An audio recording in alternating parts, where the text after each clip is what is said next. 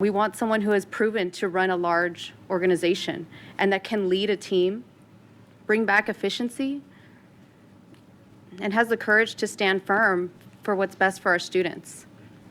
That is truly what we need. And because of that, I would like to stand behind Joan Ebert.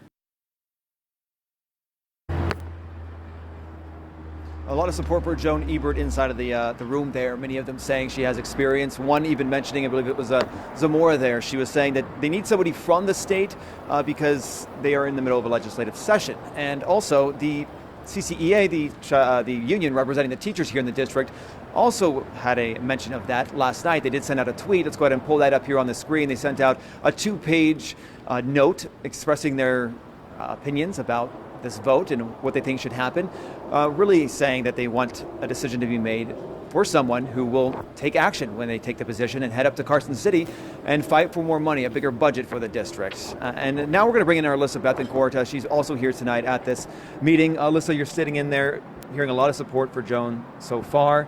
Again, she is the state superintendent for the state of Nevada, so she obviously has experience. She also has prior positions here at the district. Absolutely. She's been doing this since 2019 in that position, then reappointed by Governor Joe Lombardo, I believe, in 2023. A lot of the trustees in there kept saying, we want somebody that is familiar with what happens up in Carson City, specifically talking about how they're going to make sure they have the appropriate funds to fund a district of this size, the 5th largest in the United States. It is not an easy task, but that is why we keep hearing a lot of the trustees and the members expressing their support for Joan Ebert. Also want to say some of them were on the side of Ben Schuldiner, right? We know he is the current superintendent of the Lansing School District in Michigan. In my opinion, he did a fabulous job during the interview process, but they kept saying that they want somebody that understands what goes on here locally and somebody that's going to commit to a district of this size in the long run. Yeah, it was a concern for some of them that he's coming from out of state, again, right in the middle of that legislative session.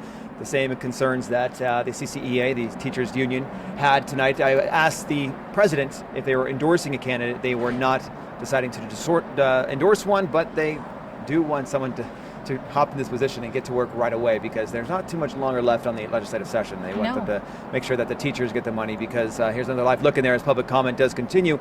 A big part of this process, a lot of talks were about teacher retention and trying to get more teachers and increasing pay.